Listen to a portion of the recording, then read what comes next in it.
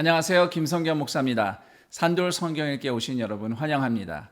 오늘은 역대하 23장에서 25장까지의 내용 살펴보겠습니다.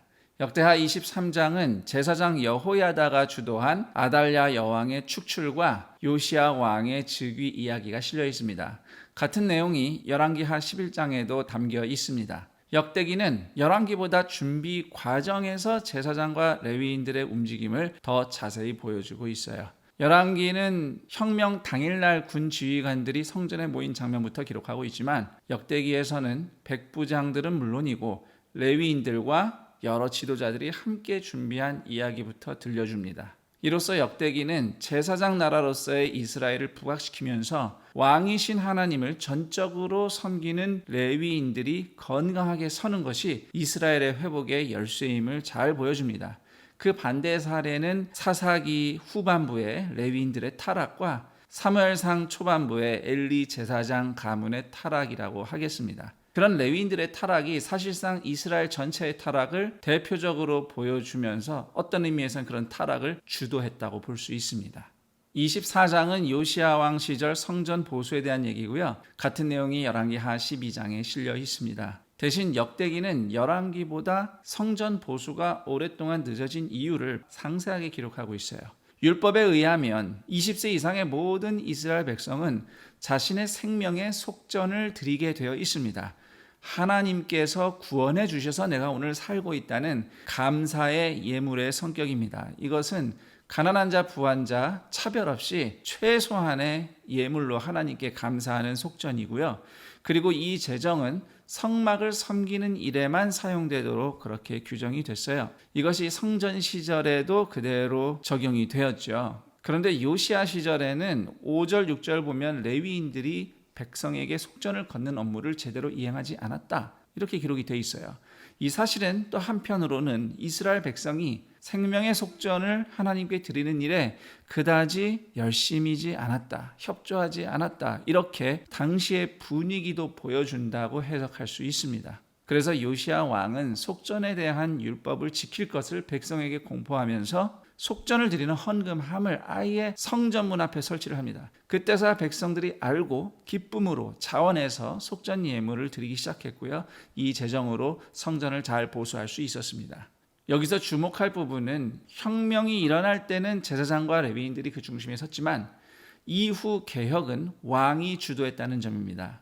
이것은 제사장 나라에서는 레위인들이 분명히 중요하지만 그렇다고 레위인들이 자기 분수를 망각하고 통치하는 행위를 갖지는 않습니다.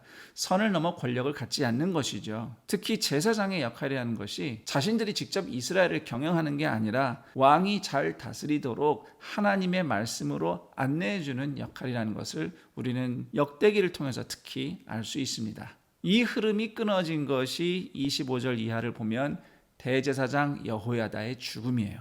여호야다가 요시야 왕을 율법으로 잘 안내를 해왔던 것이죠. 그런데 그가 죽자마자 왕은 하나님을 등지는 길을 갑니다. 더 이상 요시야 왕에게 말씀을 전해줄 사람이 없고 또 자기 스스로도 더 이상 말씀의 안내를 받으려 하지 않는 거죠.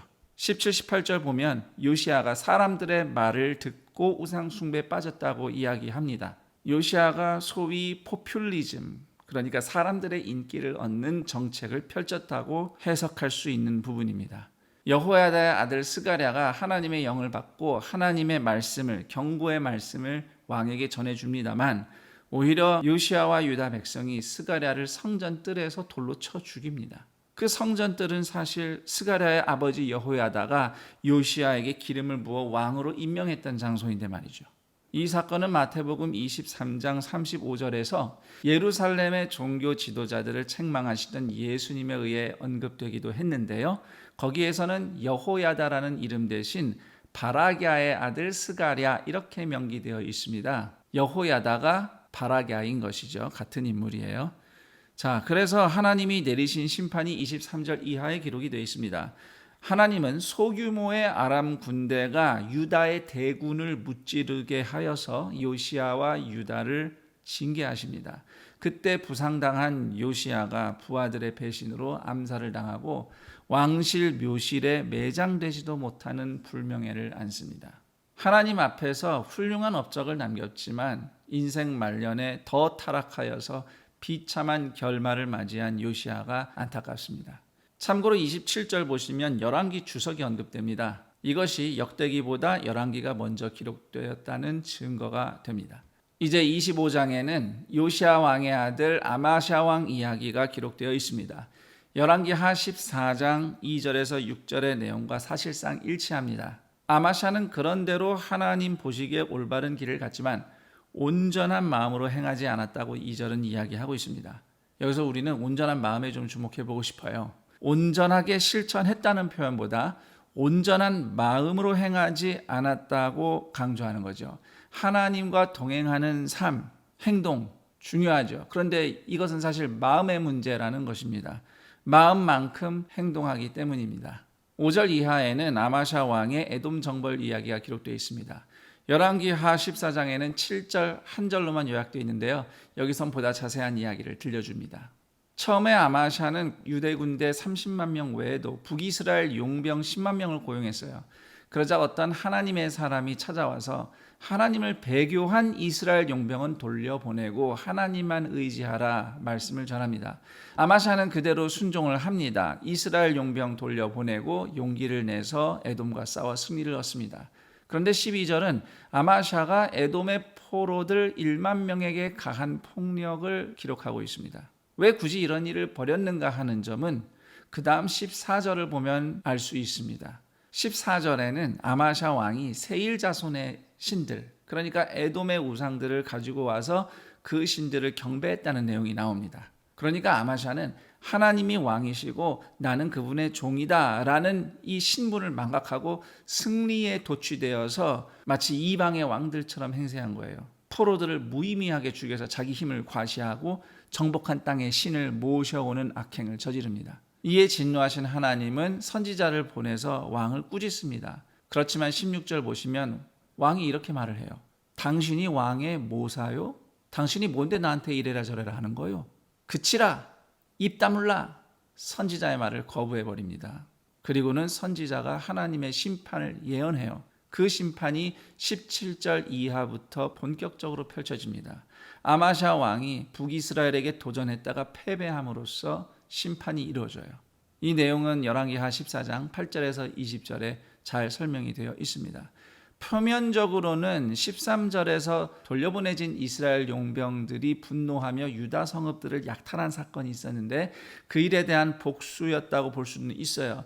그러나 19절에 적힌 것처럼 아마샤는 에돔에게 승리한 후 교만해졌고 20절 말씀처럼 하나님의 심판이 이루어지는 과정이었다. 이렇게 이해할 수 있습니다. 벳세메스에서 유다를 패배시킨 이스라엘 왕 요아스는 예루살렘 성벽 일부를 허물고 성전과 왕궁 재물을 약탈하고 포로들을 끌고 갑니다. 이 장면은 역대기를 읽는 유다 백성에게는 바벨론의 예루살렘 함락과 약탈, 그리고 유다 백성을 포로로 끌고 간 고통을 떠올리게 합니다. 아마샤 시대의 사건을 통해서 바벨론 포로기를 회고함으로써 그게 바벨론의 잘못이기보다는 먼저 우상 숭배하며 하나님을 저버린 이스라엘의 죄임을 밝혀주는 것이죠. 그리고 비록 이스라엘처럼 우상 숭배를 하는 바벨론의 칼이라도 이스라엘을 향한 거룩한 하나님의 심판이심을 인정하게 되는 근거가 되는 사건이다. 이렇게 말씀드릴 수 있겠습니다. 의외로 아마샤는 그 후로도 한참 더 오래 왕권을 유지합니다. 결국 부하들의 반란으로 라기스에서 죽임을 당하지만. 여기까지 역대하 23장에서 25장 내용 살펴봤습니다. 그럼 전 여기서 인사드리고 내일 그 다음 내용과 함께 여러분 다시 찾아뵙겠습니다. 감사합니다.